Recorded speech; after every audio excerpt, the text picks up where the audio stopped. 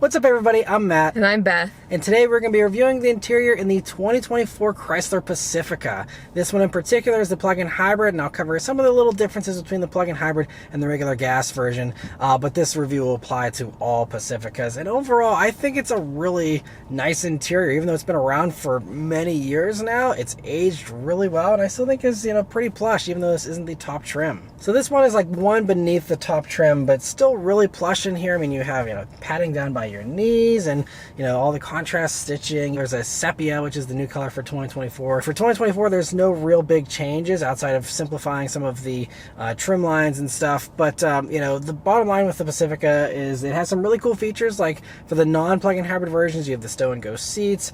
You have some of the best infotainment tech compared to some of the others out there, and just overall, a very airy place to be. Minivans, I mean, obviously if you're watching this video, you're already open to a minivan, but the perks for a minivan over all the very popular three-row crossovers these days are just endless. I mean, our 3-year-old daughter can hop in and out of this vehicle all by herself with the sliding power doors. It's easier for older adults to hop into the back, not having to step up into a big SUV. It's so nice living with a minivan. It's been actually a really nice week. Our daughter loves it. I think I've loved it. It's just been a really nice thing to live with. Yeah, the one thing I'll add though is being a family-friendly vehicle. Normally that's your buyer of vans here. I'll say it. Piano black plastic. Listen, it's all over this front here. So like the cup holders, right next to the cup holders, what are you throwing in there? You're throwing in your drinks, you're throwing your keys in there, you're throwing a bunch of crap in here, and it's all going to get very scratched up very quickly. So I feel like being one step down from the Pinnacle trim, I still feel like there should have maybe been a different option for that, and I'm not sure if there is or not, but I feel like it would be a little bit nicer. And it's also right next to all these touch point buttons, so that is like a big upset for me, because I just I hate seeing all of the lint, I hate seeing all of the scratches, and so I just try and figure out another type of thing that is not shiny. And yeah. Yeah, and there are some cool options with others. I think even with the Pacifica, there used to be an option for just having wood trim here instead, which I think would have definitely been better. And some of the other competitors, have less piano black. Although the Kia Carnival we reviewed a couple years back, that was piano black on the entire door panel. It was even worse. Yeah, red flag 100%. I mean, even just doing a matte black plastic would be 100% better than this. Yeah. But anyway, moving on to the basics here. The seats in the Pacifica are fantastic. They're really soft and comfortable. I love how you still have your little fold down little armrest here to lean on whenever you're driving. And these ones are a little bit more sporty. I mean, they have the S here for your fun sporty times. So I feel like they just definitely have a little bit more bolstering than, your normal seat. Yeah, and I'd say compared to other minivans, this is probably maybe a little bit sportier feeling, which, I mean, I personally like because it holds you in place a little bit better.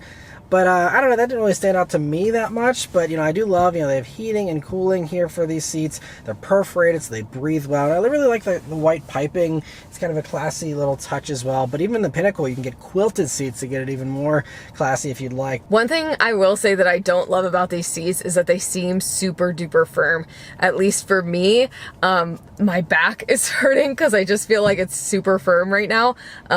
It does have lumbar support, and it does have all the same power controls that the driver has, and the lumbar support is off, so it's not that, it's a little bit higher for me that it seems just really firm. So I don't know if it's just because these are a little bit more sporty, but I don't love them. So I would suggest definitely going and trying them out and seeing if you like them. I know he likes them a lot, so just personal preference. Yeah, and I mean, maybe the Pinnacle one with the quilting, maybe that'll make it a little bit softer too, who knows. So yeah, definitely, obviously, I always recommend sit in the vehicle yourself, get your own feel for it, because everyone's different body types, everything's going to fit everyone differently. So they are also memory seats too on the driver's side, which is also another important thing worth noting here. The steering wheel is also really good. It's a little bit on the thick side, which I don't love. If you have smaller hands, you might really have a handful here with the steering wheel, but other than that, it's a great wheel. It's heated, which is nice. I also love how On these Chryslers, you have the little rocker switches on the back of the wheel to quickly switch radio tracks and volume without having to mess with the screen. The gauges, I also really love these gauges. The Chrysler gauges, I love this blue glow. They've had it for many years now, but it's just so classy, so soothing, and just really nice looking compared to the usual just plain screens or plain gauges you see in others. I really have always admired these Chrysler gauge clusters, and just all the basic info there in the middle there. It's not super high tech or anything these days, but it's just, it all works well enough and totally fine in my opinion.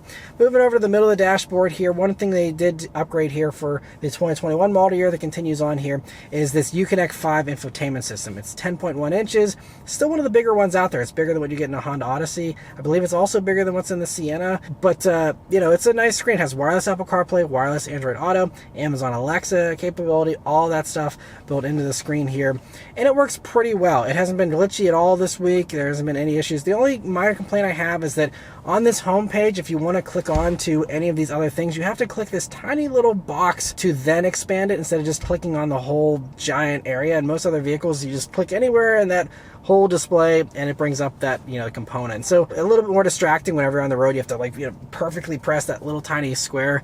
That's the only thing I wish they would change as far as the UI for these. Otherwise, it all works very well, and it's hooked up to, and this one has the Harman Kardon stereo, which is a nice improvement to give you a little bit of a more exciting sound experience as well. You can also get the FamCam feature that uses a camera in the roof to help you keep a closer watch on what's going on in the back, and it's really handy. Beneath the screen, you just have a volume knob, which I wish that the shifter wasn't right next to the volume knob, because it is still kind of tempting to reach in this area and be like, oh, wait a minute, am I doing the right one? It's just one of those muscle memory things you got to learn. But it's great to still have large volume and tune knobs, something a lot of the others these days don't have. And also your physical climate controls. Again, a lot of other companies are throwing that stuff all on the screen. The fact that you still have hard buttons for that stuff is really great. I hope they keep that for a long time. And the hard buttons are a nice black matte plastic, which you could probably put around the rest of the console here. And then moving down beneath that, you have lots of storage space here, of course. Minivans are obviously very practical.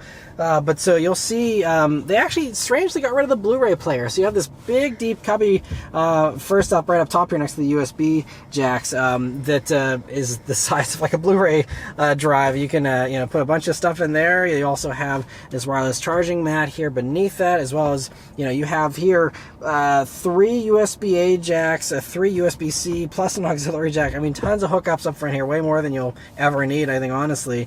Plus your 2 cup holders here, and then also you have this other little sliding area with a coin holder, and you will see that there is yet another USB-A and another USB-C jack and another regular power outlet in there as well.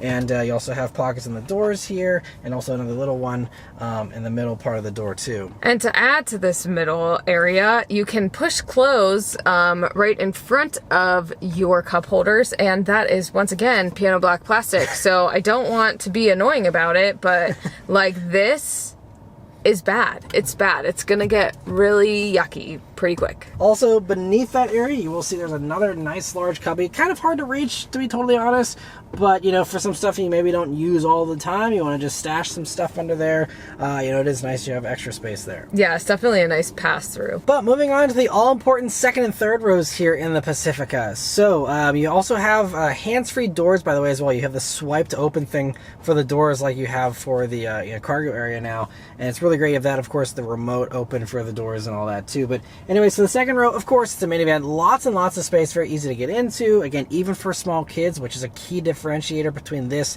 and all those, large 3-row crossovers out there. Like I said, this is the one vehicle our daughter could get in here all by herself, and she was so proud of herself she was able to do it all on her own too. So it's a really great vehicle for, families, especially young families. And anyway, so soft, comfortable seats. Also here with the plug-in hybrid, you have softer second row seats because they don't have the stow and go feature here, because there's a battery beneath the floor instead of the pockets where these seats usually drop down. But if you're in a non-plug-in hybrid, those seats do just vanish into the floor with the stow and go seating, which is something, again, none of the other competitors can match still to this day. Really a nice thing if you plan on using this as a cargo van, but also, having those seats, pop up whenever you need them. It's really great you have that, but those seats are going to be less comfortable because they have to be compact enough to fit into the floor. This, you have the plusher second row. So if you are going to drive people in the second row all the time, plug-in hybrid might actually be the more comfortable choice for those backseat passengers. So one important distinction there. They also have, you know, their own cup holders that slide out from this drawer, plus a massive cargo area here of, you know, you can fit all kinds of stuff in there.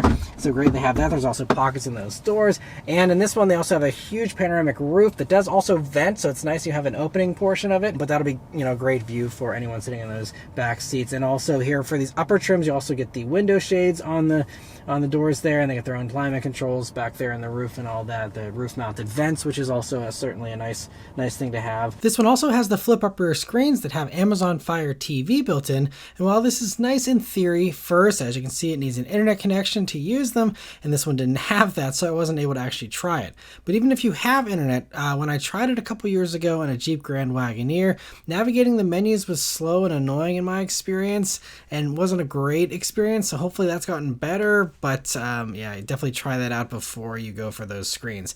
Thankfully, there still are HDMI inputs to avoid the system if you want, but I still miss the simplicity of the Blu-ray player they used to offer and that other minivans still do offer. Then also moving into the third row there, again, plenty of space.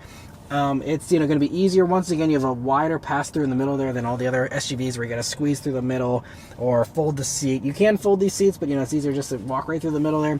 Again, much more space than a 3-row crossover. Plenty of legroom, plenty of headroom. Some of the best stuff, like the Grand Highlander these days, probably gets, you know, really, really close to this as far as third row space, but I still say the minivan is the king as far as just ease of use and the amount of space. Again, huge amounts of headroom back there, you know, cup holders, hookups back there, all that kind of stuff. Really, really well done. And that third row also just drops straight into the floor there. Gives you a flat load floor if you don't want it. But then moving on to the cargo space here, that is another beautiful thing about minivans, is you have that huge, deep well of an area where every other 3-row crossover is just a flat little thing. You have maybe a little cubby underneath the floor, but that's it. This has, I mean, you can fit so much more stuff, stack so much more stuff compared to the average 3-row crossover as well. Unless you're getting a Suburban or an Expedition, you know, or something like that, anything in the, you know, non-trucky class, you're going to have to always have a roof box or something if you want to actually transport enough stuff for 7 people on a vacation or something. Whereas with this,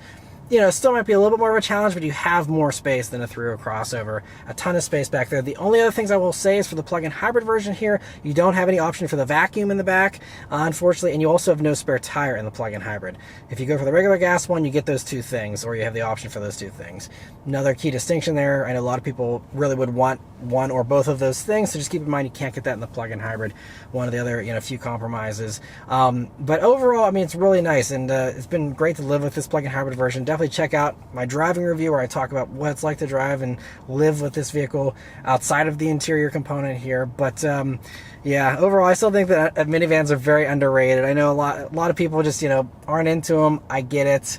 You know, but I think that there's a lot of great options out there these days, and I think the Pacifica is still one of the top ones, and definitely worth checking out. But anyway, that's all of our thoughts here on the 2024 Pacifica interior. Let us know your thoughts on it in the comments below. Huge thanks to Chrysler for providing us here with this minivan review for you guys today. Yeah, thank you all very much for watching. We'll see you on the next one. Take care.